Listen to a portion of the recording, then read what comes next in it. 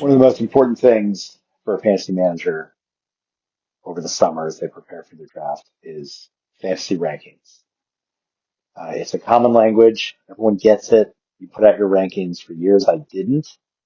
As I was starting the blog, and people would ask me why not, and I did not have a good reason other than um, I think a lot of rankings are just people randomly putting players' names up there because that's pretty much what everyone else is doing, and they're playing it safe, and it's not very interesting. And if it's not interesting and not actionable, why do it? So I really spent time before I finally did do rankings in 2016, was the first time I think I did rankings, um, to make them something that meant something to me. And if they meant something to me, hopefully they meant something to the people who subscribed, who donated to get them. And they started out very basic, um, 1 to 300 or something like that, just a list of names, positions. They've gotten more elaborate over time, and now there's depth chart positioning and their age in real time and how much of a bargain they are compared to their ADP and all that kind of stuff. But rankings are still something that bother me because no one can define what exactly a ranking means. And what I'm saying is, let's look at ADP right now. I think Jamar Chase is number one. Everyone kind of gets the fact if you draft Jamar Chase first overall, you've got a pretty good possibility of a great receiver and an okay possibility, probably as high as any other player, of being the number one non-QB fantasy scorer, which matters because the drop off from the top wideout to the 10th wideout, 10th best wideout, is much bigger than for top quarterback, usually much bigger than like top quarterback to like fourth or fifth quarterback. But if the top 10 wideouts are going in the first two rounds, maybe the top one or two quarterbacks are going in the first two rounds, but probably not. And the reason why is because that gap is so big. You want to get that elite wide receiver. Totally get it. Bijan Robinson right now has it's number two overall ADP, similar reason as Jamar Chase, Saquon Barkley at 3 ADP. We kind of know we're getting why the rankings are the rankings for those elite guys. We are invested in someone who's going to help us win a title. The thing is, the further down you go in the rankings, the harder it is to define exactly what it is they're being ranked against. So, let's go down today to the 50. I was, randomly skimming down here. James Conner at number 50 and Cortland Sutton at 51. What are you going for there? So James Conner might have a higher upside than Cortland Sutton. Maybe he has a lower floor, greater injury risk, and because of his age and all that. So maybe we look at two players that, where you have to decide, am I willing to take a greater risk here or do I want to play it safe? Devontae Smith, interestingly, is right behind Cortland Sutton. I think that's an insane prediction. I would put Devontae Smith ahead of James Conner.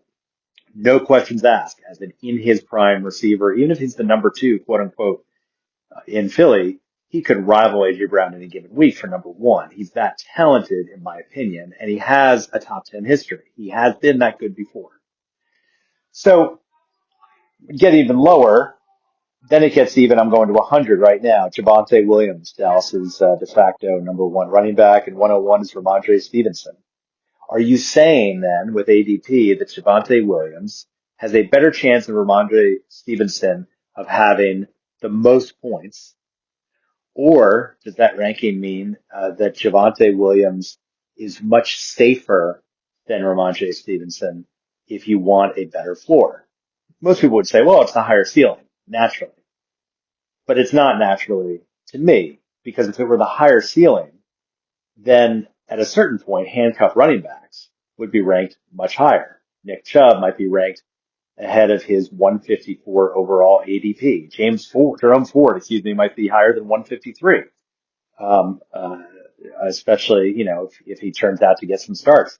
Um, as you go down the list, Jalen Wright for Miami, 163. He is right behind Pat Fryermuth, who technically is, according to at least fantasy rankings, behind Johnny Smith in the pecking order in Miami for tight ends.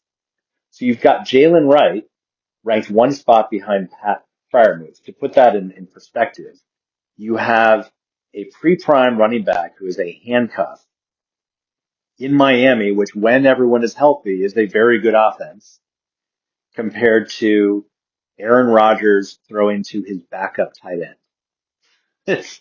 To me, it's a no-brainer. Yeah, Pat Fryermuth might be the best bet for 120 fantasy points. And that may be why fantasy managers, when they get to the, 12th, 13th round, are looking and saying, I'll add Fryermuth. Maybe I already got Smith and I'll just hedge my bets. Never draft two tight ends, by the way, unless they're elite. But maybe some people are doing that. Or maybe Jalen Wright, just people are forgetting about him.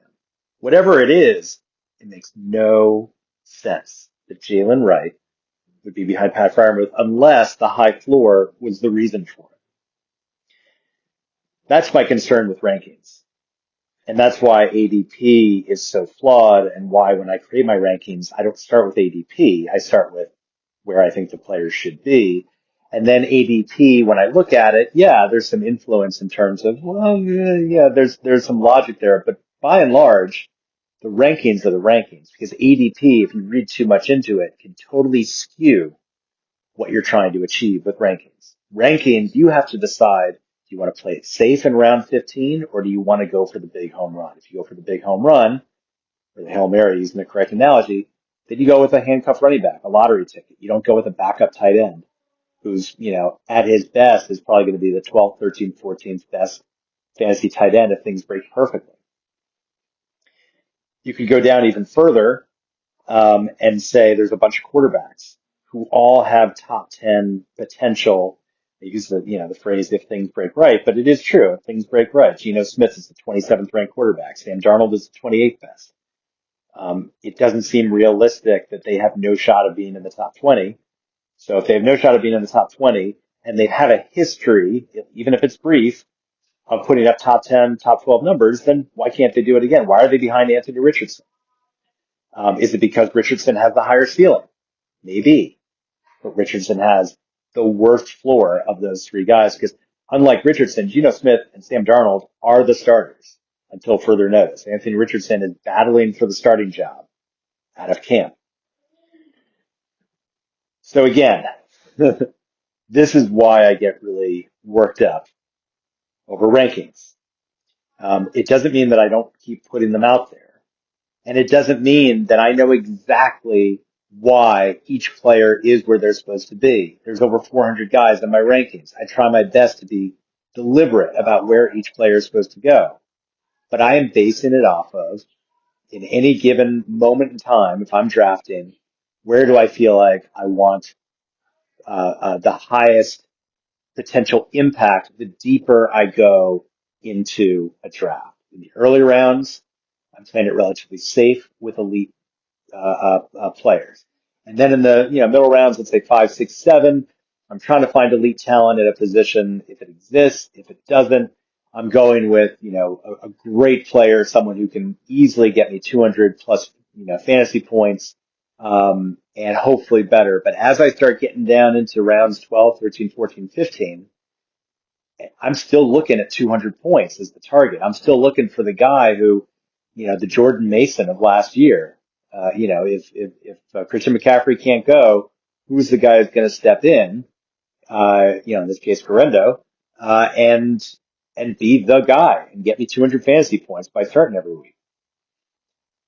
You need to figure out what you want out of rankings and then adjust them accordingly so that when you get to those later rounds, you have a logic for who you're picking and when. Again, I'm BJ Riddell, Fantasy Football for Winners. Follow the blog. We'll see you tomorrow.